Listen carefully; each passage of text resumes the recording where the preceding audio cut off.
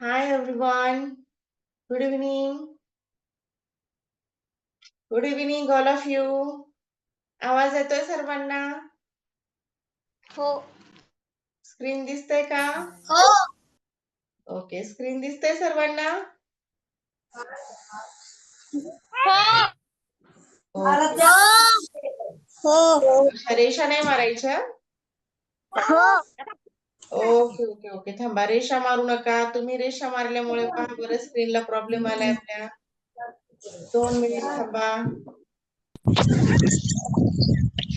Mic बंद ठेवा सर्वांनी.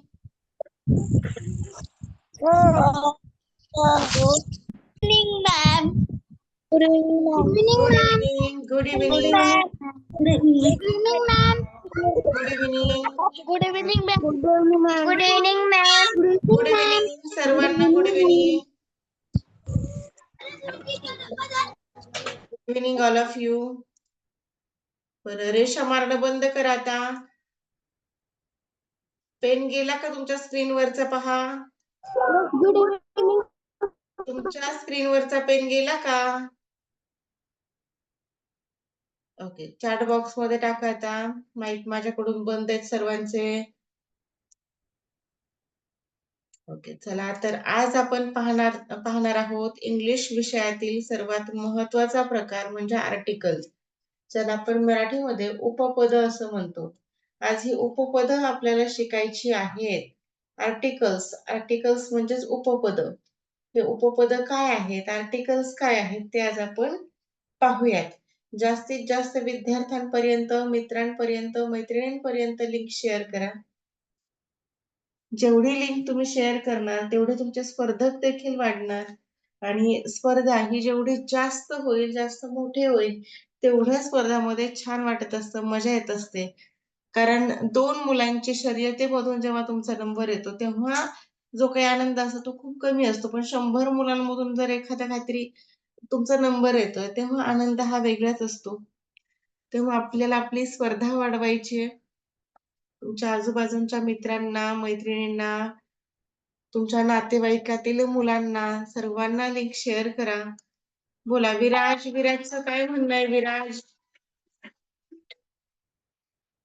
मॅम हो बोल ते ना 3 विराज. आर्टिकल्स मी सांगू हो सांग ना, कोणते असतात ते 3 आर्टिकल्स? विराज हा आपला जुना विद्यार्थी आहे. ए हम्म. ए ए आणि यन कोणते? यन द हा, ए, एन आणि द हे 3 आर्टिकल असतात. विराज हा मागील 2-3 वर्षांपासून आपल्या क्लासला जॉईन आहे. मागील 4 वर्षांपासून आपले हे क्लास चालू आहेत. ऑनलाईन क्लासेस, लोकप्रिय असे क्लासेस आहेत. महाराष्ट्रातील लोकप्रिय क्लासेस आहेत. अनेक विद्यार्थी आपल्या क्लासचा भाग आहेत. आपले भरपूर विद्यार्थी क्लासमध्ये येत असतात, ऑनलाईन क्लासला येत असतात. असेच भरपूर सारे विद्यार्थी आणि ज्या विद्यार्थ्यांपर्यंत आणखी आपले क्लास पोहोचले नाही, त्या विद्यार्थ्यांपर्यंत ही लिंक शेअर करा. त्यांना ग्रुपची लिंक पाठवा किंवा क्लासची लिंक पाठवा, रेकॉर्डिंग पाठवा. जेणेकरून जास्तीत जास्त विद्यार्थ्यांना फ्री क्लासचा फायदा घेता येईल. यासाठी तुम्हाला कुठल्याही प्रकारचे चार्जेस नाही. 15 तारखेपर्यंत तुम्हाला कुठल्याही प्रकारचे चार्जेस नसणार आहेत. बरं चला आपण जाऊयात आर्टिकल्सकडे. आर्टिकल्स हे 3च असतात. म्हणजे इयत्ता पहिलीला पाहिलं तरी ते 3च आहेत. दुसरीला पाहिलं तरी 3. अगदी 10वी, 12वी, एम-पी-एस-सी, यू-पी-एस-सी जरी करत असाल आणि तेव्हा जरी तुम्हाला विचारलं की एकूण आर्टिकलची संख्या किती आहे? एकूण उपपदं किती आहेत? तर ते 3 असतात. कोणते आहेत ते 3 उपपदं? पहिलं आहे ए. 1 मिनिट हां, पेन का नाही चालत आहे आपला. पहा पहिला आहे ए. आज क्लासला काय प्रॉब्लेम होतो काय की?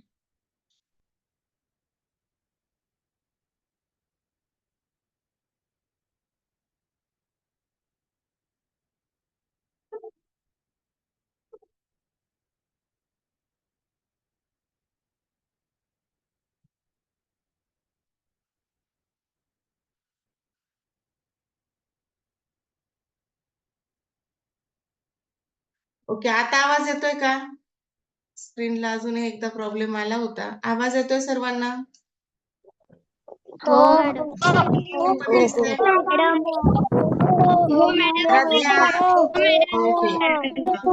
आराध्याला काही डाऊट आहे का? आराध्या देशमुख बोला. माईक ऑन आहे तुमचा. Aaradhya. Ma'am, I know the all articles. Okay, सांगा कोणते आहेत ते? A and the. Very good. 3 articles आहेत, ए, अँड आणि द हे 3 आर्टिकल आहेत. यामध्ये डेफिनेट आणि इनडेफिनेट हे 2 प्रकार पडतात. डेफिनेट म्हणजे निश्चित असणारे, इनडेफिनेट म्हणजे अनिश्चित असणारे. पण डेफिनेट कुठले आणि इनडेफिनेट कुठले हे कोणाला सांगता येईल का? डेफिनेट आर्टिकल्स कोणते आहेत आणि इनडेफिनेट कोणते आहेत? निश्चित आणि अनिश्चित मध्ये. डेफिनेट कुठले आहे ते मला चॅट बॉक्स मध्ये सांगा. डेफिनेट सांगायचे फक्त. डेफिनेट निश्चित असणारा कोणता आहे? इयत्ता 2री पासून आर्टिकल शिकवले जातात.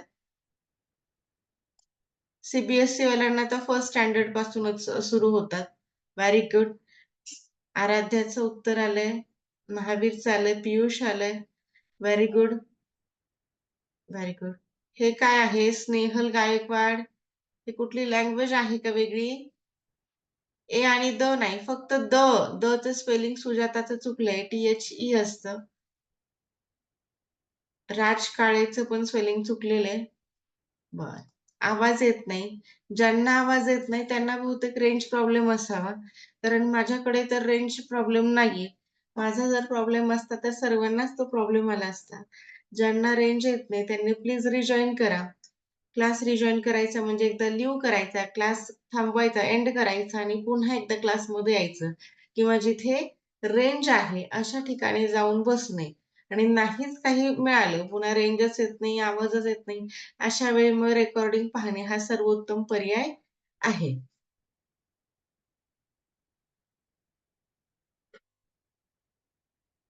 यामध्ये तर हा डेफिनेट आहे. मग राहिले 2 इनडेफिनेट मध्ये. इनडेफिनेट कोणते आहेत? ए आणि अँड. यांना इनडेफिनेट का म्हणायचं बरं? इनडेफिनेट हे जे आहे तर ते फक्त सिंग्युलर नाउन साठी यूज केले जातात. सिंग्युलर म्हणजे एकतर आर्टिकल वापरायचेच कधी असतात? आर्टिकल वापरतात कधी? आपण फक्त एक गोष्ट सांगतोय, एखाद्या नामाविषयी सांगतोय आणि एखाद्या नामाच्या पूर्वी किंवा एखाद्या विशेषणाच्या पूर्वी आर्टिकल यूज केलं जातं. जसं की a man, and orange, and egg. या प्रकारचे जे आहे ते आर्टिकल्स असतात. आपण इयत्ता 1ली पासून ते 5वी पर्यंत आलो. 5वी पर्यंत तुम्ही आता अशी भरपूर सारी वाक्य पाहिली असतील. A man, a woman. का असं कधी पाहिलं तुम्ही? अ मेन असा शब्द येतो का कधी? असं कधी कोणाला दिसलं का? एक मिनिट मी तुम्हाला दाखवते. असं दिसलं का तुम्हाला कधी लिहिलेलं पुस्तकामध्ये? अ मेन. स्पेलला पण माझा थोडासा प्रॉब्लेम आला पण. हॅलो?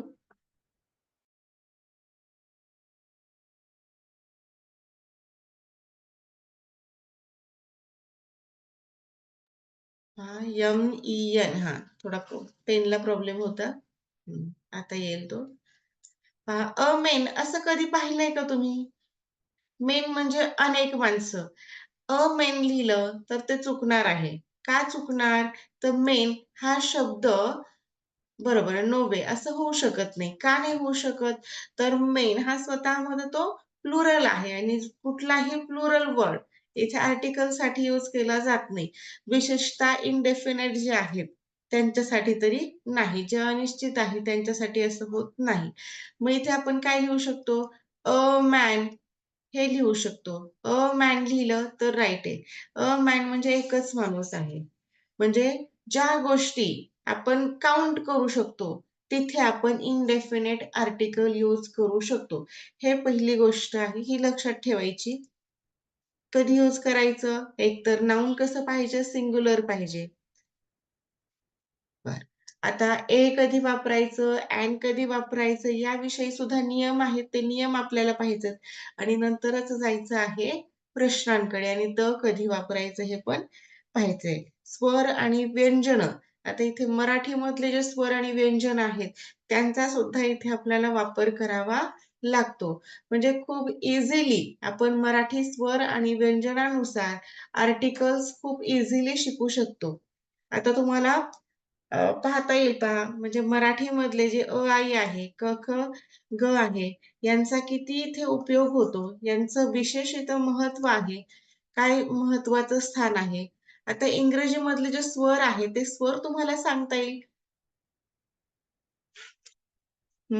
व्हॉवेल्स साउंड आहेत. Which is vowel sound.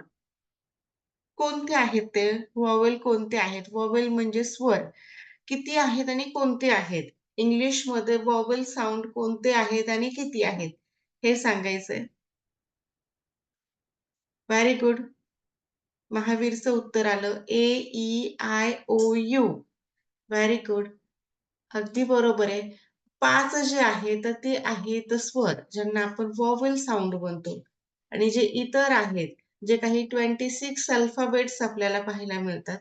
ज्या 26 अल्फाबेट्सचा यूज करून आपण पूर्ण लँग्वेज बोलू शकतो, लिहू शकतो, लिखाणामध्ये यांचा उपयोग करतो. म्हणजे फक्त 26 हे आहेत, अल्फाबेट्स आहेत. या 26 अल्फाबेट्समधले 5 अल्फाबेट्स जे आहेत, जे की ए, ई, आय, ओ आणि यू हे 5 जण जे आहेत, त्यांचा विशेष असा एक गट आहे. ज्यांना म्हटलं जातं स्वर, यांना म्हणायचं व्हॉवेल साउंड. हे स्वर आहेत, यांच्यामध्ये आणखी एक जण येतो, पण त्याला तो पूर्णपणे घेत नाहीत. तो म्हणजे आहे वाय.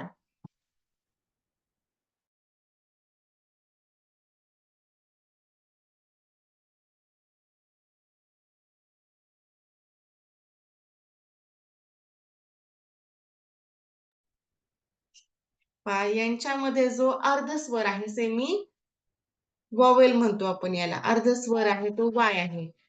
आता यांना स्वर म्हणायचे, 5 जणांना स्वर आणि याला अर्धस्वर असं का म्हणायचं? असा कोणताही शब्द नाही, इंग्लिशमध्ये असा कुठला शब्द नाही, की ज्यामध्ये या 5 पैकी कुठलंही एक अक्षर नाही. म्हणजे कोणीतरी एक जण आहेच आहे. तेव्हाच तो एक इंग्रजी शब्द तयार होतो.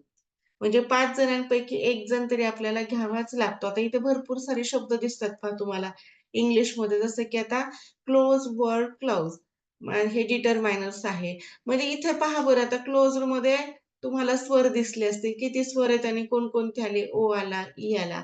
वर्ड या शब्दामध्ये ओ आला. क्लॉजमध्ये पहा बरं ए आला, यू आला, ई आला. म्हणजे असा कुठलाही शब्द पहा तुम्ही इंग्रजीमधला कुठलाही, की ज्यामध्ये तुम्हाला ए, ई, आय, ओ, यू यापैकी एखाद्याची तरी तुमची भेटगाठ तिथे होणारच आहे. आणि ज्या 5 जणांपैकी एकही तिथे प्रेझेंट नसणार आहे. तिथे प्रेझेंट असणारी या वायची. जसं की आता बी-वाय, बाय आहे. हा 2 लेटर वर्ड आहे. मग हा बाय आहे. मग याच्यामध्ये ए, ई, आय, ओ, यू यांच्यापैकी कोणीच नव्हतं. त्यांची प्रेझेंटी नसेल तर तिथे प्रेझेंटी असते या वायची आणि म्हणूनच याला म्हणायचंय अर्धस्वर. हा काय आहे? सेमी व्हॉवेल आहे आपला. त्याबरोबर क्राय आहे. C-R-Y क्राय, फ्राय, ड्राय असे जे काही वर्ड्स आहेत, तर त्यांच्यामध्ये ए, ई, आय, ओ यांच्यापैकी कोणी नाही. तिथे आहे तो वाय आहे. असे खूप कमी शब्द आपल्याला पाहायला मिळतात. असं कधी कोणी पाहिलंय का? या 6 व्यतिरिक्त कधीच कोणीच नाही पाहिलं. ए, ई, आय, ओ, यू आणि वाय या 6 व्यतिरिक्त एखादा शब्द सांगा भाऊ मला. तुम्ही इंग्रजीमध्ये पाहिलाय का असा कधी शब्द? इंग्लिशमध्ये असा नाही. शब्द कधी पाहिलाय का? नो. नाही. नाही. नाही पाहिलाय. नाही पाहिलाय. हां. पृथ्वीराजचा माईक ऑन आहे. पृथ्वीराज काही डाऊट होता का? पृथ्वीराज करचे हा देखील आपला जुना विद्यार्थी आहे. माईक ऑन आहे नाही. पृथ्वीराज? नाही. ओके. चुकून झालाय का? बरं. आता ए आणि ॲन यांचा उपयोग कधी करायचा असतो हे सांगते. काउंटेबल नाउन साठी जिथे आपण काउंट करू शकतो तिथेच आपण आर्टिकलचा यूज करतो. आता साखर आहे पहा, शुगर म्हणतो आपण. त्या शुगर मध्ये आपण 1 किलोग्राम शुगर म्हणू शकतो, पण 1 शुगर असं म्हणतात का कधी? असं 1 शुगर, 2 पीनट्स, 3 पीनट्स असं आपण काउंट शक्यतो करत नाही. आपण पीनट्स आणायचे असतील, शेंगदाणे आणायचे असेल, साखर आणायची असेल, रांगोळी आणायची, रवा असेल, म्हणजे या ज्या काही गोष्टी आहेत त्यांच्यामध्ये भरपूर सारे कण आहेत. म्हणजे यांची जी कण आहेत ते आपण ते मोजूही शकत नाही. आपण 1 किलो साखरमध्ये किती बाईट्स आलेत, हे असं कधी विचारलंय का? की ते छोटे-छोटे कण आहेत, ते आपण सांगू शकतो का? डेफिनेटली ते सांगू शकत नाही. मग असे जे काही नामं आहेत, शुगर हे नाम आहे, हे नाऊन आहे, पण ते कसं आहे? अनकाउंटेबल आहे. मिल्क आहे, वॉटर आहे, पेट्रोल म्हणजे अशी जी काही नावं असतात ते अनकाउंटेबलमध्ये घ्यायची असतात. मग काउंटेबल कोणाला म्हणायचं? की ज्यांना आपण एक-एक असं विभाजित करू शकतो. ज्यांचं वेगवेगळं आपण वर्गीकरण करू शकतो. जसं की एक मुलगा, एक मुलगी, एक बाई, एक पुरुष असं आपण काहीसं म्हणू शकतो. एक पुस्तक म्हणजे तो एक जेव्हा-जेव्हा उल्लेख करायचा तिथे एकसाठी आता इथे आर्टिकल यूज करायचं आहे आपल्याला. एक न यूज करता आपण तिथे काय यूज करणार आहेत? किंवा ॲन. किंवा ॲन याचा अर्थच आर्टिकलमध्ये एक हा होत असतो. जसं की आता इथे पहिला रूल दिलाय पहा आपल्यासमोर. ज्या एकवचनी सामान्य नामाच्या उच्चाराची सुरुवात व्यंजनाने होते, अशा एकवचनी सामान्य नामापूर्वी हे उपपद वापरतात. उपपद वापरायचंच कधी? एकतर ॲडजेक्टिव्ह असेल किंवा नाऊन असेल तर यांच्या पूर्वीच हे आर्टिकल येतं. विशेषतः नामाच्या पूर्वी येतं. जसं की आता हे बुक. बुक हे नाऊन आहे, नाम आहे. त्याबरोबर पेन, पेन्सिल, फॅन, नोटबुक हे सर्व नामं आहेत. मग या नामांच्या पूर्वी आपण का लावला? तर इथे बुकमधलं पहिलं अक्षर पाहायचं. बुकमधलं पहिलं अक्षर या 5 च्या गटांव्यतिरिक्त आहे. म्हणजे ई, आय, ओ आणि यू या 5 मधला तो कोणीच नव्हता. मग अशा 5 पैकी जर कोणीच नव्हता, यांच्यापैकी जर सुरुवात नसेल, अशा वेळी आपण हे आर्टिकल तिथे यूज करायचं आहे. आलं लक्षात तुम्हाला? जसं की आता पेन, पेनसाठी सुद्धा हे आर्टिकल यूज केलं. काय कारण आहे? तर पेनमधला पी सुद्धा यांच्या गटामध्ये येत नाही. ई, आय, ओ, यू मध्ये येत नाही. म्हणून a pen, a pencil, a fan, a notebook हे लावून आलेले आहेत. अ बुक, बुक म्हणजे एक पुस्तक आहे. अ पेन म्हणजे सुद्धा एक पेन आहे. पेन्सिल म्हणजे सुद्धा एक पेन्सिल या सर्वांचा उल्लेख इथे एक या अर्थाने आलेला आहे हे लक्षात ठेवा. फक्त सिंग्युलर ऑब्जेक्ट असतील तरच आपण आर्टिकलचा यूज करतो. म्हणजे कोणाचं क्लासिफिकेशन कसं करायचं हे आपल्याला मेन मुद्दा जो आहे तो व्यवस्थित समजायला हवा. ज्या एकवचनी सामान्य नामाची सुरुवात व उच्चार स्वराने होत असते, अशा एकवचनी सामान्य नामापूर्वी ॲन हे उपपद वापरतात. आणि हे रूल्स जे आहेत ते मग तुम्हाला मुद्दामहून मराठीमधले घेतलेत. मराठीमधून जास्तीत जास्त तुम्हाला क्लिअर होऊ शकतं. तुमचं माध्यम कुठलंही असू द्या. सेंट्रल बोर्ड असेल किंवा सी असेल किंवा आणखी एखादं असेल, कुठलंही असू द्या. पण आपल्याला ग्रामर तेच राहणार आहे. इंग्लिशचं ग्रामर सेम असणार आहे, मराठीचं सेम असणार आहे. याच्यामध्ये बदल काही एक होणार नाही. जेवढं तुम्ही मराठीमधून नियम समजून घेणार, तेवढे तुम्ही जास्त चांगल्या पद्धतीने ते पूर्ण सेंटेन्स व्यवस्थितरित्या सोडवू शकणार आहात. मग आता जसं की आता an ant, an orange, an inkpot, an eye, an umbrella, an ear, an animal etcetera. आता हे या प्रत्येक नामाच्या पूर्वी ॲन का यूज केलेलं आहे? पहा प्रत्येक नामाच्या पूर्वी ॲन यूज केलेलं आहे याचं कारण काय? तर इथे नामाची सुरुवात ॲन्टमध्ये ॲन्ट हे नाऊन आहे आणि या नाऊनची सुरुवात व्हॉवेल साउंडने झालेली आहे. व्हॉवेल्स म्हणजे कोणते? ई, आय, ओ, यू यांच्यापैकी एक जण इथे दिसला म्हणून त्याला परमिशन मिळाली अँड साठी. आलं लक्षात तुम्हाला? त्याबरोबर ऑरेंज वॉवेल साऊंडने सुरुवात होते म्हणून अँड. अँड इंक पॉट आयने सुरुवात झाली. And I and umbrella. पाहता आता बरं जायचंय आपल्याला आता मराठी स्वर आणि व्यंजनांकडे.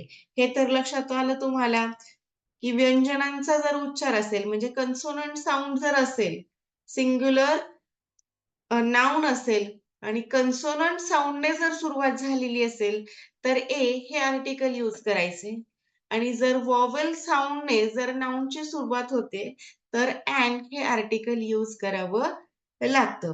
पण आता बऱ्याच वेळा होतं काय की असे काहीसे शब्द आपल्याला पाहायला मिळतात की ज्याचा उच्चार हा स्वराने न होता व्यंजनाने होत असतो. जसं की युनिटी, युनियन, युनिफॉर्म म्हणजे असे काहीसे शब्द असतात की ज्यांचा उच्चार हा स्वरांसारखा न होता तो व्यंजनांसारखा होत असतो. तेव्हा मात्र तिथे ए हे उपपद वापरावं लागतं. जसं की इथे तिसरा नियमच दिलेला आहे पहा. ज्या एकवचनी सामान्य नामाची सुरुवात स्वराने होते परंतु त्याचा उच्चार मात्र व्यंजनासारखा होतो अशा एकवचनी सामान्य नामापूर्वी अँड हे उपपद न वापरता ए हे उपपद वापरतात. जसं की युनिटी. आता युनिटी मधला यू जो आहे तो वॉवेल साऊंड होता, स्वर होता तरी सुद्धा उच्चार कसा आहे? यचा उच्चार आहे. यचा उच्चार असल्या कारणाने पहा युनिटी आपण युनिटी लिहितो कसं? पहा युनिटी. युनिटी असा लिहावा लागतो आणि य गाईचा आला. य गाईचा स्वरामध्ये येतो की व्यंजनामध्ये येतो पहा. य हा मला सांगा स्वर आहे की व्यंजन आहे? माईक सर्वांचे ऑन आहेत. सांगा पाहू स्वर आहे की व्यंजन आहे तो? व्यंजनामध्ये येतो. व्यंजन आहे. तसा व्यंजनाचा उच्चार तेव्हा ए येणार. अँड काय अँड हे उपपद न येता इथे ए हे आर्टिकल येणार आहे. आता अ युनिव्हर्सिटी म्हणजे इथे सुद्धा यू आहे पण उच्चार कसा आहे? यूचा किंवा याला नुसता य लिहिला तरी चालतो. यचा आपल्याला फक्त पहिलं अक्षर समजलं ना तरी चालतं. य य हा व्यंजनामध्ये येतो. मग व्यंजनाला तर अ युनिव्हर्सिटी म्हणायचं. अँड युनिव्हर्सिटी केलं तर तुमच्या प्रश्नाचं उत्तर हे चुकणार आहे. आणि आर्टिकल वरती डेफिनेट क्वेश्चन असतोच. आणि आर्टिकल हा क्वेश्चन तिकडे कॉम्पिटिटिव्ह एक्झाम मध्ये तर असणारच आहे. त्याबरोबर आपल्याला इंग्रजी बोलायला शिकायचं असतं. स्पोकन इंग्लिशचा कोर्स केला जातो. त्यामध्ये सुद्धा तुम्हाला सुरुवातीला आर्टिकल शिकवले जातात. जेव्हा आपण रीडिंग रायटिंग करतो, इथे सुद्धा आपल्याला व्यवस्थित रीडिंग रायटिंग करता आलं पाहिजे. हे जे रूल्स आहेत ते व्यवस्थित फॉलो करता आले पाहिजेत म्हणून सुद्धा आर्टिकल महत्वाचं आहे. म्हणून हे आर्टिकल व्यवस्थित लक्ष देऊन ऐका, पहा आणि यावरती व्यवस्थित प्रश्न सोडवा. म्हणजे यावरती तुम्हाला काही एक शंका राहणार नाही. पहा अयुनिफॉर्म इथे सुद्धा यू ने सुरुवात होते. पण उच्चार मात्र य गाईचा आहे. यूचा उच्चार हा य सारखा आहे म्हणून तो व्यंजनामध्ये जाणार.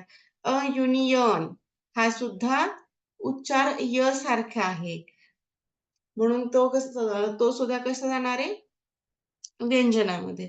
आता पुढचा जो रूल आहे तो रूल पाहूयात. काय नियम आहे पुढचा?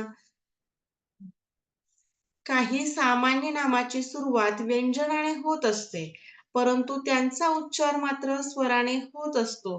तेव्हा अशा प्रकारच्या सामान्य नामापूर्वी ए न वापरता ॲन वापरतात. अगदी याच्या अपोजिट नियम आहे हा. म्हणजे स्वरांसारखा उच्चार असला की ॲन घ्यायचा. मग तो पुढे कोणी का असेना. आलं लक्षात? एवढंच लक्षात ठेवायचं. आणि व्यंजनासारखा उच्चार असला की ए घ्यायचा. स्वरांसारखा ॲन आणि व्यंजनासारखा असेल तर ए. जसं की अँड अवर. आता इथे स्पेलिंग जरी याची नसलं तरी उच्चार मात्र अचा आहे. याला अवर असं म्हटलं जातं. अवर म्हणजे तास. उच्चार आहे अचा आणि मराठीमधले स्वर आहेत अ पासून ते औ पर्यंत. आहा पर्यंत अम आणि आहा यांना स्वरादी म्हटलं जाते. अ ते औ पर्यंत जर उच्चार आला तर ते घ्यायचे स्वरांमध्ये. अवर म्हणून हा अँड अवर झाला. अँड ऑनेस्ट आता इथे स्पेलिंग जरी एच नसला तरी उच्चार मात्र अचा आहे. ॲ आणि अ हे काय आहेत? स्वर आहेत. And honest. पहा, ऑनेस्ट प्रामाणिक म्हणतो आपण त्याला. मग ऑनेस्ट हा स्वर आहे, या कारणाने अँड ऑनेस्ट झाला. अँड एम-ए ही एक पदवी आहे. MA master of art. मग हा एम-ए मधला आता एडक्याचा एम-ए असा होतो. एडक्याचा कुठे येतो? स्वरांमध्ये येतो. म्हणून अँड एम-ए अँड एम-पी. पहा, अँड एम-पी इथे सुद्धा एम येतो. एडक्याचा येतो. या कारणाने अँड एम-पी असा होणार आहे. तर नाहीतर एक्सेप्शन मध्ये घ्या, अपवाद म्हणू शकता तुम्ही असा आहे, किंवा हे रूल म्हणू शकता की उच्चारासारखाच घ्यावा लागतो. ए-ई-आय-ओ एवढ्यानच फरक पडत नाही, तर उच्चारानुसार जावं लागतं. बरं, आता आपण जाऊया डेफिनेट आर्टिकल कडे. जे डेफिनेट आर्टिकल आहे ते आहे द, म्हणजे निश्चित असं. म्हणजे एखाद्या अशा काही गोष्टी असतात की ज्या निश्चित आहेत, ज्या त्रिकालबाधित सत्य आहेत, अशा वेळी सुद्धा आपण तिथं डेफिनेट आर्टिकलचा यूज करत असतो. जसं की अशा काही गोष्टी आहेत, सण किंवा एकमेव आहेत. त्रिकालबाधित सत्य असणारे आहेत, एकमेव आहेत. सूर्य पूर्वेला उगवतो, तो काही कधी दक्षिणेला उगवणारच नाही. पश्चिमेला मावळतो, आजही पश्चिमेला, उद्याही पश्चिमेला, नंतरच्या कितीही कालावधी येऊ द्या, तो पश्चिमेलाच मावळणार आहे. म्हणजे असे जे काही आहे त्यांना म्हणायचं त्रिकालबाधित सत्य. अशा काही गोष्टी आहेत, तर त्या डेफिनेट मध्ये घ्यायच्या. मग अशा वेळी सुद्धा आपल्याला आर्टिकल कुठलं यूज करायचं? द हे आर्टिकल यूज करायचं आहे. बरं. मला सांगा, इनडेफिनेट बद्दल तुम्हाला माहिती समजली? हे व्यवस्थित समजलं का? ए आणि एन. आता आपण थोडंसं द कडे जाऊयात. त्यानंतर प्रश्न असणार आहे. हां. बरेच जण काय करतात पहा. हो. तुमच्यापैकी बरेच जण करतात काय, की येतात, जातात, येतात, जातात. ते इतरांचंही लक्ष विचलित करतात. स्वतःचं तर विचलित करूनच घेतात, इतरांचंही लक्ष विचलित करण्याचं काम करतात. म्हणजे सारखं-सारखं वर्गामध्ये ये-जा जर केलं, तर तुम्हाला माहिती असेल, की तुमच्या वर्गामध्ये सारखा एखादा मुलगा आतमध्ये येतोय, बाहेर जातोय. शिकवणाऱ्याचं मन लागत नाही, शिकणाऱ्याचंही लागत नाही आणि येणाऱ्या-जाणाऱ्याचंही लागत नाही. कोणालाच कोणाचा काहीच ताळमेळ लागत नाही. असं नाही करायचं. एकदा की क्लासमध्ये आलात, जॉइन झालात, तर पूर्ण क्लास करायचे. कारण 2 मिनिटांमध्ये 100 मुलं येतात. 100 पेक्षा जास्त विद्यार्थी आपल्या क्लासमध्ये येऊ शकत नाहीत. जे बऱ्याच वेळपासून वेटिंग करत होते, मग त्यांना चान्स मिळत नाही. आलात तर पूर्ण वेळ थांबा. जगामध्ये एकमेव असणाऱ्या अथवा अद्वितीय म्हणून उल्लेख केलेल्या नामाच्या अगोदर द हे उपपद वापरलं जातं. जसं की एकमेव आहे, द सन. पूर्ण सोलर सिस्टीम मध्ये सन हा एकच आहे, म्हणून त्याला द सन म्हणायचंय. मून पूर्ण सोलर सिस्टीम मध्ये थर्ड नंबरचा आपला प्लॅनेट आहे, सॉरी, हा एक काय म्हणता येईल, उपग्रह आहे. प्लॅनेट आहे, पण कसा आहे तो? पृथ्वीचा आहे. चंद्र सुद्धा कसा आहे? एकच आहे. पृथ्वीला एकच चंद्र आहे. तर तो सुद्धा एकमेव आहे. म्हणून तिथे द मून झाला. The sky Akash. The earth पहा, सोलर सिस्टीम मध्ये पूर्ण सूर्यमालेमध्ये एकच अर्थ आहे, जिथे की जीवसृष्टी आहे, अशी अर्थ. तर ती सुद्धा एकमेव, म्हणजे जिथे-जिथे एकमेव आहे, तर तिथे आपल्याला द हे उपपद वापरायचं आहे. मग एकमेव काही असेल, मग वस्तू असेल, वास्तू असेल, एखादा व्यक्ती सुद्धा असतो. राष्ट्रपती, आपल्या राष्ट्राचा, आपल्या देशाचा राष्ट्रपती हा एकच असतो. मग अशा वेळी सुद्धा आपल्याला डेफिनेट आर्टिकल्स यूज करावं लागणार आहे. राष्ट्रपती तर असे काही 5-6 नसतात, किंवा मुख्यमंत्री आहे, प्रधानमंत्री आहे. मग अशा वेळी सुद्धा आपल्याकडे एकच माणूस आहे.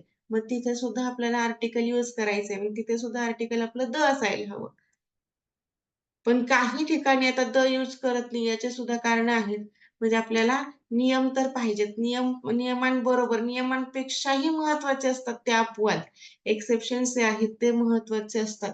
ते सुद्धा आपल्याला पुढे समजून घ्यायचे आहेत. विशिष्ट ग्रंथांच्या नावांच्या अगोदर द हे उपपद वापरलं जातं. जसं की द रामायण. रामायण हे काय आहे? एकमेव असा ग्रंथ आहे. त्याच्या प्रिंट भरपूर मिळतात तुम्हाला. पण रामायण कसं आहे? एकमेव आहे. द महाभारत हे सुद्धा एकमेव आहे. The Quran, the Bible etcetera. वाद्यांच्या नावांच्या अगोदर द हे उपपद वापरतात. जसं की the drum, the harmonium, the flute etcetera. आता पुढे आणखी काही नियम आहेत. ते पटपट समजून घेऊयात आणि जाऊयात प्रश्नांकडे. महासागर, पर्वत, बेटांचा समूह, वाळवंट, संघराज्य यांच्या नावांच्या अगोदर द हे उपपद वापरले जातं. जसं की the Himalaya, the Arabian ocean, the Sahara, the USA etcetera. त्याबरोबर नद्यांच्या नावांच्या अगोदर द हे उपपद वापरलं जातं. नद्या सुद्धा एकमेव आहेत. द गंगा. द गंगा म्हटलं की एकच नदी आहे पहा. म्हणजे तिच्या उपनद्या आपल्याला भरपूर मिळणार आहेत, पण गंगा कशी आहे? एकमेव आहे. The Yamuna, the Gangotri etcetera. एकवचनी सामान्य नामाचा प्रथम उल्लेख आल्यास ए किंवा ॲन वापरतात, परंतु पुन्हा एकदा त्याच नामाचा उच्चार आल्यास तिथे द हे उपपद वापरलं जातं. आता इनडेफिनिटमध्ये डेफिनिट कसं घुसतं ते सांगतो तुम्हाला. आता एखादं असं सेंटेन्स आहे पहा, जिथे की आपल्याला दोन्ही प्रकारचा एखादं नाऊन आहे, एकाच नाऊनसाठी 2 आर्टिकल यूज करायचे आहेत. पण ते नाऊन वेगवेगळ्या ठिकाणी आलं होतं आणि वेगवेगळं वाक्य त्याचं तयार होत असतं. वेगवेगळं वाक्य म्हणजे एकाच वाक्यामध्ये 2 वाक्य, 2 वाक्य एकत्र आलेलं एक असं वाक्य म्हणता येईल त्याला. जसं की I saw a cat, the cat is black. म्हणजे नाऊन याच्यामध्ये कसं होतं, कॅट होतं. पहा, मी मांजर पाहिली आणि मांजर काळी होती. म्हणजे वाक्य छोटी-छोटी वाक्य आहेत. 2 वाक्य एकत्र आलेलं असं एक मोठं वाक्य इथे आपल्या समोर दिसतंय.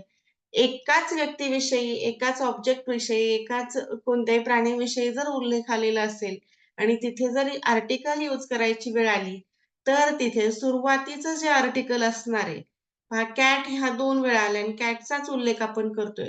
तर अशा वेळी कॅटसाठी मग कुठलं आर्टिकल इनडेफिनिटमधलं कुठलं येतं? ए येतं की ॲन येतं? त्यानुसारच वापरायचं.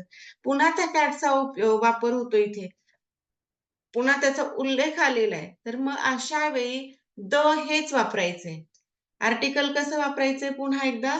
द हे आर्टिकलच यूज करावं लागतं. एकदा त्याच्या नियमानुसार आणि दुसऱ्यांदा मात्र द हे आर्टिकलच यूज करावं लागतं. असे तुम्हाला सेंटेन्स आता आपल्या पुस्तकामध्ये पाहायला मिळणार आहेत. सुपरलेटिव्ह डिग्रीमध्ये द वापरतात. Superlative degree. डिग्रीचे 3 प्रकार असतात पहा.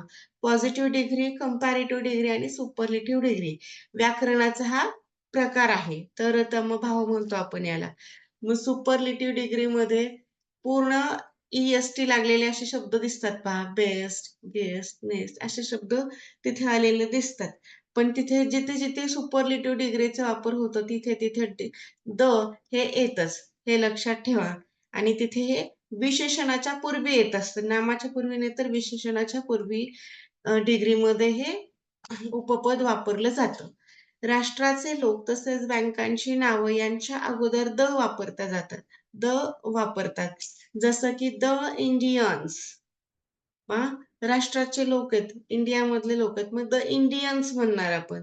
The Americans, the state bank of India, the bank of Maharashtra या प्रकारे द हा यूज केला जातो. रेल्वेच्या किंवा जहाजाच्या नामांच्या पूर्वी तसेच वर्तमानपत्रांच्या नामांच्या पूर्वी द हे आर्टिकल यूज केलं जातं. जसं की the times of India, the रातराणी एक्सप्रेस, द गंगोत्री. नियम समजून घेताना थोडासा वेळ गेला तरी चालेल. पण प्रश्नांपेक्षाही नियम महत्त्वाचे असतात. तुम्हाला जर नियम माहीत असतील तर कितीही प्रश्न येऊ द्या. ते प्रश्न तुम्ही सहज आणि सोप्या पद्धतीने सोडवणार आहेत. आपल्याकडे प्रश्न आता थोडे कमी होतील, पण आपल्याकडे डाटा भरपूर सेव्ह झाला, की आता कोणत्या प्रकारचा प्रश्न आल्यानंतर मी काय करायला हवं, जेणेकरून माझा प्रश्न जो आहे अगदी बरोबर असणार आहे, तो अचूक असणार आहे, याच्यासाठी मी काय करायला हवं, हे तुम्हाला माहिती मिळणार आहे. आता उपपद केव्हा वापरायचे नाही, त्यांना म्हणायचा अपवाद. मोजता न येणाऱ्या नामांपूर्वी उपपद वापरत नसतात. जसं की वॉटर. आपण 1 ग्लास वॉटर म्हणू शकतो, 1 लिटर म्हणू शकतो. पण वॉटरचे असे सुट्टे कण कधी करता येतात का? नाही. ज्यांचे सुट्टे असं आपण 1, 2, 3, 4 असं करू शकत नाही, तो अनकाउंटेबलमध्ये जातो. अनकाउंटेबल कोण आहे मग? हा वॉटर, मिल्क, ऑइल, शुगर म्हणजे यासारखे पदार्थ. त्याबरोबर वारांच्या, महिन्यांच्या, ऋतूंच्या किंवा नामांच्या पूर्वी उपपद वापरत नाही. असं कधी आपलं ऐकलंय का? द मे असं कधी झालं का? द जून असं लिहिलेलं पाहिलं का तुम्ही? The June, the may.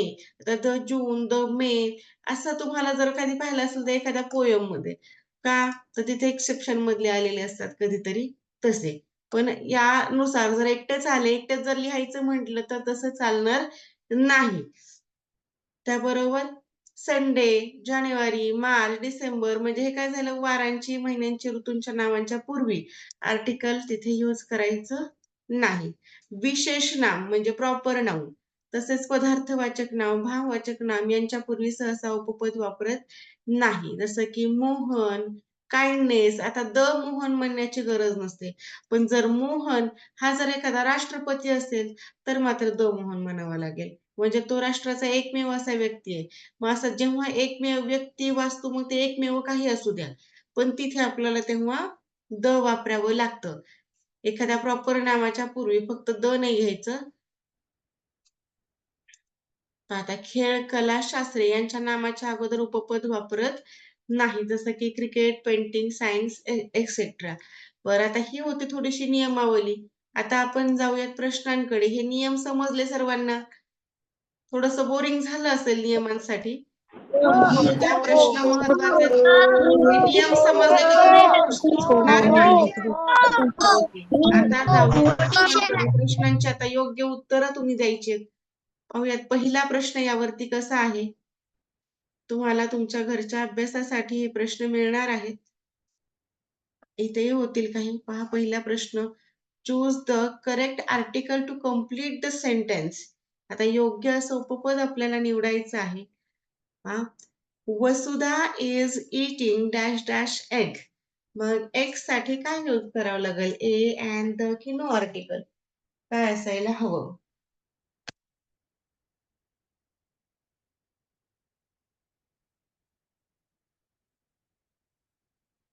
And आणि ए असे दोन्ही उत्तर आले. मग आता एगच्या पूर्वी वापरायचंय. एग कुठे आला? ए, ई, आय, ओ, यू यांच्या गटामधला आहे म्हणजे स्वर आहे तो. आणि स्वर असेल तर आपण शिकलो की अँड हे उपपद वापरावं लागतं. अँड हे राईट आहे. पुढचा प्रश्न पहा. Where will you put the article in the given sentence? पुढील वाक्यात तुम्ही कुठे उपपद वापरणार आहात? He is honest man. कुठे असायला हवं होतं? Before man, after honest, before honest की बिफोर इज? कुठे असायला हवं होतं? प्रत्येकाची आन्सर आली पाहिजे. मी चॅट बॉक्स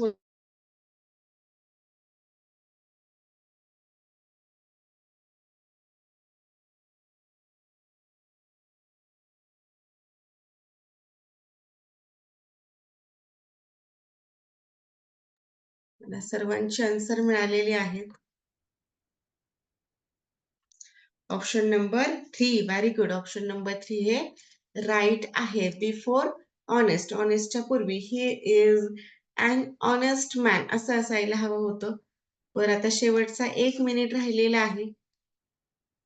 उर्वरित प्रश्न जे आहेत ते तुम्हाला सोडवावे लागतील. एक प्रश्न घेऊयात आणि मग आपण थांबूयात.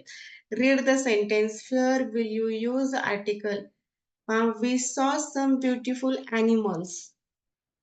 Before beautiful no article. After beautiful की बिफोर ॲनिमल्स? कुठे आर्टिकल इथे यूज करायला हवं होतं? ऑप्शन नंबर 2 बरोबर आहे. Option number 2 very good. पहा आपण जास्त नियम पाहिले तर आपले प्रश्न चुकण्याची शक्यता सुद्धा कमी झाली.